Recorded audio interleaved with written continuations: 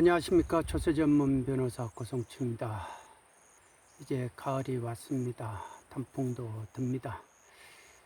작년에는 10월 24일이 절정인다 생각했는데 11월 달에 이제 단풍이 그때가 절정이었거든요. 올해는 비가 많이 와가지고 어떻게 될런지 모르겠습니다. 우리가 인생을 이렇게 가을이 오면 가을을 탄다 하잖아요. 그러니까 인생을 생각할 수밖에 없다. 인생에 가만히 생각해 보니까 본능의 세월이다 이거죠. 본능대로 살다가 가는 세월, 생로병사 이렇게 이 과정을 똑같이 밟고 있다 이거죠. 애증의 세월이라고 하지 않습니까? 애가 있으면 착이 있대요. 집착이 있으니까 결국은 원망을 하게 된대요. 원망을 하게 되고, 그렇게 되면 분노가 이루어지고 이제 미움이 생겨지고 그러는 거죠. 우리가 이제 본능이라면은 뭐가 있느냐? 그것도 보면 재물욕도 있고 색욕도 있고 그러지만은 그 중에 과시욕도 있어요. 이 과시욕이 대단한 겁니다. 그러니까 우쭐대고 싶은 마음이 있잖아요. 그게 칼날 리를 걷는 위태위태한 경우다. 그러니까 자칫하면 발을 베일 수 있다. 그리고 본성이 어긋나는 행동이나 생각을 쉽게 할 수 있다. 그러니까 조심해라 라고 이렇게 말을 해줘도 그게 잘 안 돼요. 일단 대접받고 대우받고 과시하고 이렇게 우쭐하는 그 마음이 구름 위에 붕 뜬 것처럼 좋거든요. 그러니까 권력이 없는 것보다 권력을 가져야 되고, 그리고 비천하게 보이는 것보다 외관이 그럴싸하게 보이는 게 좋잖아요. 그런 게 본능이지 않습니까? 그러니까 부와 지위를 추구하는 게 당연한 것이다. 그러니까 공직에 있다가 공직을 나오지 않으려 하고요. 공직에 있을 때는 한 직급이라도 더 올라가려고 한다. 그러면 우리가 공부하는 목적이 그렇게 고위공직자가 되는 게 한 직급 올라가는 게 전부인가? 외관을 쌓는 게 전부인가?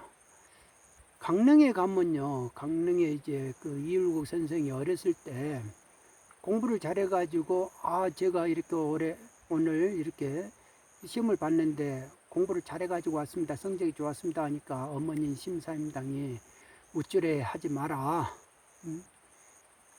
너가 공부하는 목적이 너 이렇게 우쭐해 하려고 하는 게 아니다. 모든 공부를 통해 가지고 너가 모든 많은 사람들을 편하게 하고 이롭게 해줘야 되는 것이다. 그러니까 네가 공부하는 목적이 그런 것이다 라고 했다고 합니다. 그러니까 역사 속에 이름 석자가 남는 거죠. 대단한 거죠. 그러니까 요즘은요, 최근에 이제 어떤 그 공직에 있는 고위공직자하고 이야기를 해봤어요. 이제 제 나이 때가 이제 나가야 될 때가 됐는가 봐요. 사표를 내야 될 때다. 그런데 이름 석자를 그렇게 별 생각을 안 하더라. 응? 공직은 짧은데 이름 석자를 왜 그렇게 남기려고 그러는지 모르겠다. 그러니까 정확하게 핵심을 찔렀다. 그러더라고요.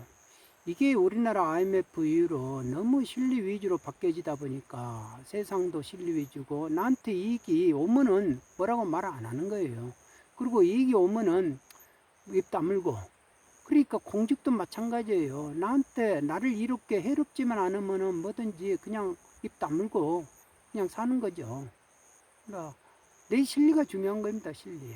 그런데 참, 그러기 때문에 항시 사람이라는 게 인색함을 쓸 수도 있고, 인색하기도 하고, 매정하기도 하고, 마음을 그렇게 무정하게 쓰고 그런다 이거죠. 그러니까 부끄러운 일들이 가슴속에 담아도 그거는 손에 잡히지 않는 실체가 없다 이렇게 생각하는 거죠.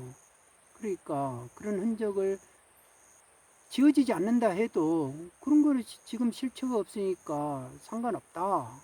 그러니까 매정하게 쓰고, 내가 마음 쓰는데 이름 석자를 별 상관하지 않는다 이거죠. 근데 저도 예전에 고시 공부할 때 그런 적이 많았습니다. 마음을 참 인색하게 썼어요. 뭐를 잘 되고자 하는 사람들은요, 대부분 마음이 여유가 없습니다. 여유가 없으니까 뭐든지 계산을 해주고, 사람이 찾아와도, 내한테 이롭고, 불리하고, 해롭고, 내 시간을 뺏긴다. 이렇게 되면 사람이 인색하게 매몰차게 하고, 그러는 거예요. 저도 그랬습니다. 그러니까 그 인색함에 항시 시달리다 보니까 그 인색감이 지금 나이를 먹어도 계속 남아 있더라고요. 그렇지만 그래도 제가 조금이라도 덜어낸 게 그런 생각을 갖게끔 해준 계기가 있었습니다. 1994년입니다. 그때 이렇게 가을이었습니다. 내장산 단풍을 구경하러 갔습니다. 절정에 이르렀을 때 내장산 단풍이 참 대단하잖아요. 그러니까 이게 정읍에서부터 내장산 단풍 구경하러 가는 사람들이 인산인해이다 보니까 그 내장사 들어가는 도로가 꽉 막혀가지고 움직이질 못하는 거예요, 버스가. 그때만 해도 제가 이제 성질이 급하고 체력이 있는 30대 초반 아닙니까? 그러니까 버스에 갇혀있는 답답함을 참지 못하고 차에서 내려달라 해가지고 내장산까지 그냥 뛰어가 버리는 거예요.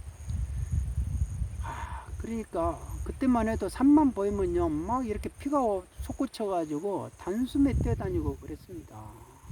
그렇게 해서 내장산을 한 바퀴 뺑 돌고 종주를 해버린 거예요, 뛰어다니면서. 그런데 그 전까지만 해도 내장산 단풍을 그렇게 내 가슴 속에 이렇게 미치 못 들어왔는가 봐요, 그 색깔이. 그런데 다 내려와 가지고 어느 순간에 어느 한 나무에 탁 멈춰선 겁니다.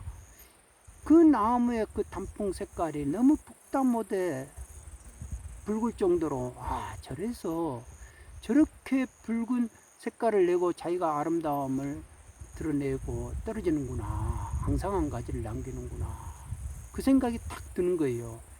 야, 그때 제가 제 교만함이라든지 인색함이 탁 한번 꺾어진 것 같아요. 북다못해 자기 색깔을 다 내고 저 나뭇잎도 저렇게 떨어지는데, 그래서 예쁜들이 다 벼가 익으면 고개를 숙이는구나 라는 말을 하셨다. 그 말이 확 와닿았더라고요. 진짜로. 그래서 제가 한번 뭔가가 제 교만함이 한번 탁 꺾어지는 그 계기입니다. 그로부터요 마음의 변화가 분명히 있더라고요. 남한테 매정하게 또는 인색하게 대하고 싶지가 않더라고요.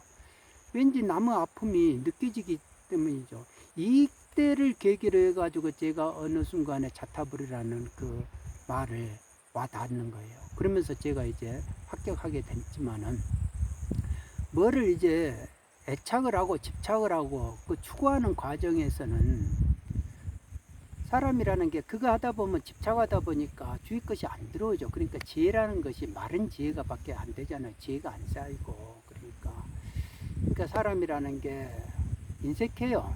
그러니까 아름답게 다시 태어나는 그런 기분이 없다 이거죠. 아름다움은 북다못해 떨어지는 단풍 잎에도 있잖아요. 그러면 사람으로 태어나면 더 아름다울 수가 있는데, 그게 이제 앙상한 가지만 남는 거, 소슬한 바람 쐬는 거, 그거를 너무 싫어하는 거예요. 그러니까 항시 나뭇잎이 무성하기를 원한다 입니다, 살면서. 썰렁하다 못해 바람이라도 보면 스산한 기분이 더한다. 그게 아니다라는 거죠. 그러니까 그거는 원래 한 내 모습에 또 하나의 새로운 모습을 만들어내려고 애를 쓰는 그것이 아니다라는 것을 가르쳐 준다 이거죠. 집착으로부터 벗어나라. 지금 이것이 앙상한 가지 북다못해 떨어지는 단풍이 돼가지고 낙엽이 되더라도, 앙상한 가지가 되더라도 새로운 내 모습으로 다시 가는 길이다 라는 거죠. 그거를 가르쳐 주고 있는 것 같았다 이겁니다. 그러니까 사람들은 자기 본래 모습이 있음을 알지 못하고 직업에 의해서 자신을 먼저 표현하려 하고 자기 모습은 드러내지 않고 벼슬만 드러내려 한다. 그리고 벼슬이 높은 사람은 사람의 바탕에서 이야기를 하려는 것이 아니라 높은 지위에서 사람을 내려다보고 이야기를 듣고 말하는 경향이 있다. 자기 모습은 드러내지 않고 벼슬만 드러내면 대화가 단절된다. 인간이 있어야 할 자리에 벼슬만 있기 때문이다. 제가 젊었을 때 자주 읽었던 정멸의 즐거움, 정유 스님이 쓴 책 중에 있는 구절입니다. 참 좋았기 때문에 인용을 합니다. 물론 이제 높은 자리는요, 아무나 올라가는 게 아니죠. 다 그만한 인격이 있어야 되는 거죠. 조직에서 수장이 된다는 건 아무나 되는 건 아닙니다. 그러나 동전의 양면처럼요, 지위가 높아지면 또 뭐를 많이 가지면 가질수록요, 또 왕년의 영화가 크면 클수록 본성을 거슬리는 일을 할 수가 있다 이거죠. 그거를 등한시할 수 있어. 자기 이름 석자가 남겨지는데도 그거를 돈과 지위로 상기시켜 보려고 한다 이겁니다. 그러면 그 참 어리석은 거다. 어리석은 거다. 저는 그렇게 생각이 되는 거예요. 아름다운 색깔을 내기 위해서 가을까지 인내하다가 가장 아름다울 때 스스로 옷을 벗어버리고 새로운 변화를 기다리는 그 나무를 보면요, 나의 삶도 그럴 수 있을까 반문해 봅니다, 솔직히. 그런데 그게 참 아름다운 모습이다 생각합니다. 나뭇잎을 안 떨어뜨리려고, 단풍을 안 지고, 안 떨어뜨리려고, 앙상한 가지가 안 되려고, 그것이 아니다. 모든 것은 자기 이익을 추구하는 것부터 시작을 해요. 본능을 추구하죠, 본능을. 그렇지만 그게 모두가 내 모습을 깨닫기 위한 것이다 이거죠. 그 본능을 추구하지 않으면 내 본성이라는 걸 모르죠. 그러니까 그게 흠이 될 수 없다. 그러나 깨닫지 못하면 전해줄 지혜와 향기가 없다 이거죠. 그 가짜의 나, 본래의 나가 있는데 그 가짜에 권력이나 지위나 돈이나 이런 거를 만들기 위해 가지고 내가 우쭐하기 위해서 시간과 건강을 소비했다. 그러면 내 인생은 손에 잡히지 않은 그런 개념을 위해서 내 마음만 인색하게 쓰고 매몰차게 쓰고 내 이름 석자 흔적을 남긴 거 아닙니까? 그러면 내 삶의 흔적에서 남는 거는 뭐냐 이거죠.